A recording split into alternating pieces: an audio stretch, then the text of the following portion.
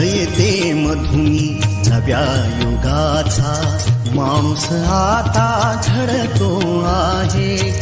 वटवृक्षाच्या विशालतेचा मोहन भाला पडतो आहे. रयते मधुनी नव्या युगाचा माणूस आता घडतो आहे.